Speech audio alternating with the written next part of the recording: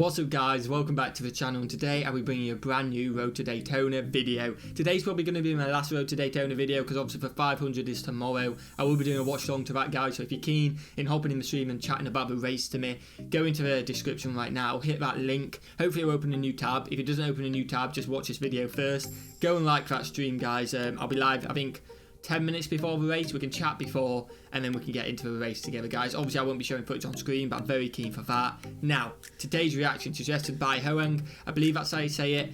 He's on my Discord. I imagine he'll correct me if I'm wrong, but he suggested this one on Discord: the last great achievement in NASCAR, the Daytona Triple. Now I don't know whether this is referring to the Daytona 500 because obviously Denny Hamlin has won 2 in a row and could win 3 in a row, or if it's going to refer to the 3 races at Daytona, because obviously there's the clash for Jules and the Daytona 500. We'll see. The only reason I'm a little bit against it being against the 500 because it doesn't say 500 in the title, if that makes sense. But let's get straight into the reaction guys. Hit that like button, smash that subscribe button if you're new around here. Let's go. The last great achievement. Let's turn that down just a little bit.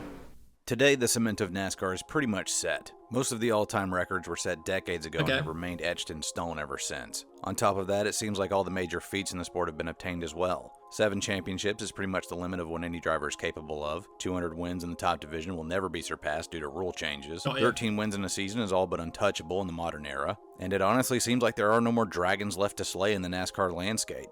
But one accomplishment... Yeah, that makes sense. You know, a lot of them have been set up rule changes. Obviously, they're saying the 7 championships is the most because there's been 3 guys that's hit 7. No one's ever hit more than that, and it seems kind of impossible. But yeah, fair enough. So what is this last great achievement? So tantalizingly close that the fact that nobody has captured it yet is even more insane than the actual achievement itself. The ever-elusive Daytona Triple, winning all 3 top-tier series events of Speed Weeks. About the 3 of them, okay.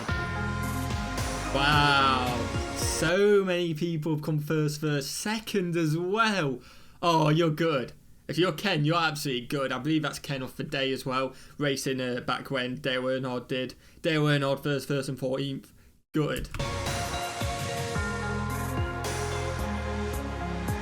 Let me know in the comments, guys. Yeah, this is in the same year, isn't it? It may have said that already, but it may have just got my mind. Because I just thought, is this over however many years in their career? I assume this is in 1 year, like in the 1 week.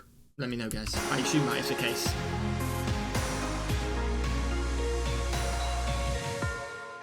Since 1979, Speed Weeks has consisted of 3 events to kick off the season in earnest. The Clash, the qualifying duels, and the Daytona 500. The Clash is the newest of the 3.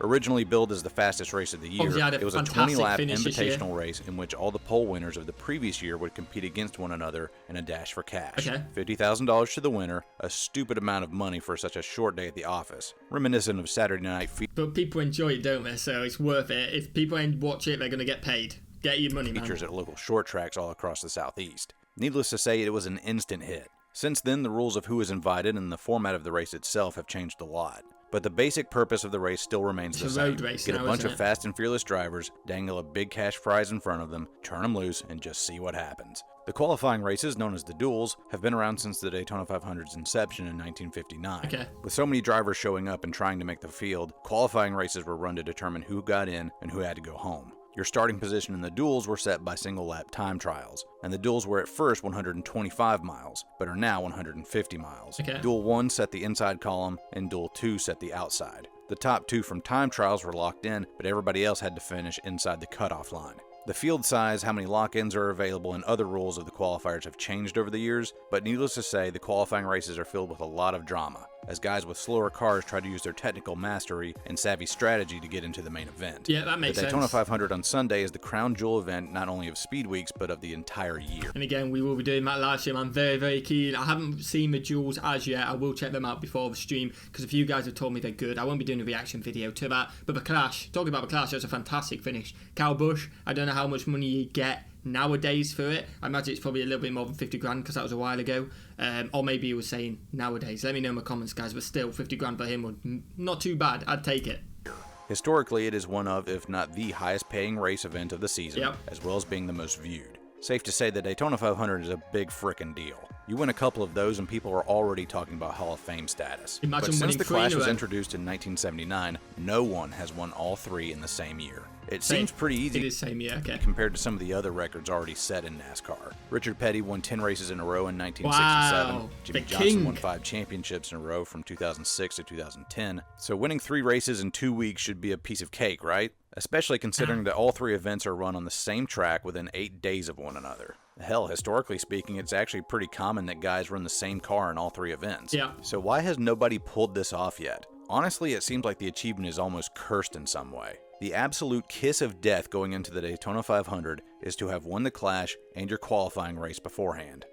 Yeah, I'm just saying, you don't want to win them because there's no way now you're winning the Daytona 500. Statistically speaking, you're not just likely to lose the 500, but lose it in probably the worst way you could possibly imagine. Like your hopes and dreams aren't just crushed, your car is too, and you finish damn near last. In the very first running of the Triple in 1979, Buddy Baker won the Clash, his qualifier, and then in the 500, he never led a single lap under green. Wow. By the time the first caution came out, his engine blew up, and he finished second to last in 40th. Yeah, this has a little bit of weight to it, this curse. It definitely has a bit of weight. In 1981, Darrell Waltrip did the same thing. Won the first 2, and then DNF'd in the 500 in 36th. Good. In 1983, Neil Bonnet won the Clash in the qualifier and finished 22nd, 13 laps down in the 500. Dale Earnhardt in 1986 swept everything before the 500 and ended up in 14th in the main event with a blown engine late in the race. Eventually won more one, often than not, winning the first 2 races meant that you were going to end speed weeks with a crushing defeat in the 500. And don't think this curse just applied to the 80s. In 2003, Dale Jr. was poised to win all 3 and finished 36th, 92 laps down in the 500. Good. In 2007, Tony Stewart was in the same boat and wrecked out and finished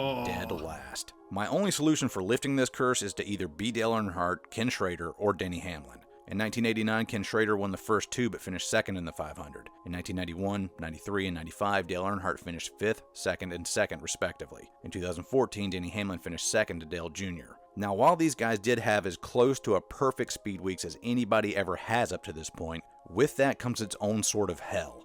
Perfection was right there. You could see it right there in front of your own eyes, and what made it even more excruciating was you often needed just one more lap to seal the deal. Yeah, exactly. There's think about you win 2 in a row, you DNF, you think, oh, well, I don't know how the race would have gone. I may have come 10th anyway. I'm not too annoyed. I'm annoyed I didn't finish, but I'm not saying I would have got it if I didn't win. But when you come second, it's like, oh, I was so close. If I'd done that little thing differently, if I'd had an extra lap, and it's just so, it plays on your mind a lot more if you end up being that close to doing it. I completely agree with that. That must hurt more than just DNFing and be like, well, my car might not even have got me close to the end anyway, so I can't think about that record.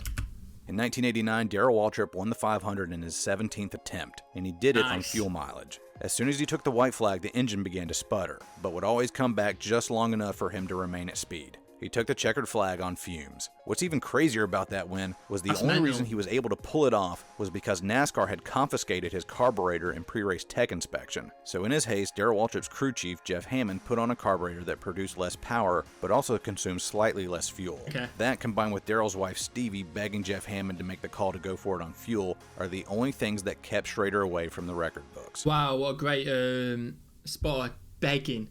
Absolutely begging him to stay out. But pit guys thinking, let's get him in, begging to stay out, and it obviously paid off. But the mental torture doesn't end there. Ruined the curse. In 1991, Dale Earnhardt was looking going. to pull off the triple and was leading the 500 when he hit a seagull and had to settle for 5th after repairs. Oh, wow. In 1993, this curse is real, man. Even a seagull's getting involved. Like, rest in peace, that seagull. Obviously, it didn't make it. That's such a shame. But that's when you know it's a curse, when everyone else is struggling, and then to get over the line, and you're finally going to get over the line. Dale Earnhardt's going to do it, and a seagull comes in and says, nah, this is a curse. You ain't doing that. Wow. Dale Jarrett made a last lap pass on Earnhardt to further the Intimidator's bad luck at the Great American Race. It was just Jarrett's second victory of his entire career. In 1995, Earnhardt pitted for tires late when nobody else did, in a gamble for better handling, but it put him way behind. In a brilliant display of driving and tenacity, Earnhardt cut his way through the field, picking apart every single driver but one. He came up just 1 lap short. Good. Sterling Marlin took the win good. and became just the second driver ever to win back-to-back 500s. In 2011... there's definitely another one who's won back-to-back and may win back-to-back-to-back.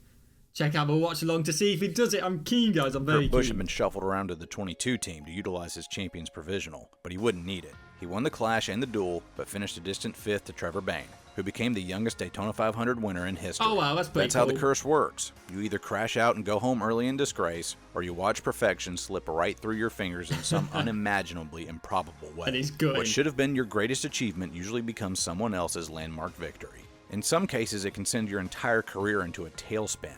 In 2008, Dale Jr. had just moved to Hendrick Motorsports and was set to pull off the triple, but had to settle for 9th. He'd only get 1 points-paying victory the whole year at Michigan on fuel mileage. After that, he would not get back to victory lane for 4 years. Wow, and it was definitely... You guys might think, oh, he just didn't drive that well, the car wasn't that good in them 4 years. No, it was definitely the curse. I'm saying it was definitely the curse. So will anybody ever pull it all together for Speed Weeks? It seems inevitable, but looking at the stats and how it always seems to unravel no matter the context, I honestly wouldn't be surprised if I went to my grave having never seen it happen.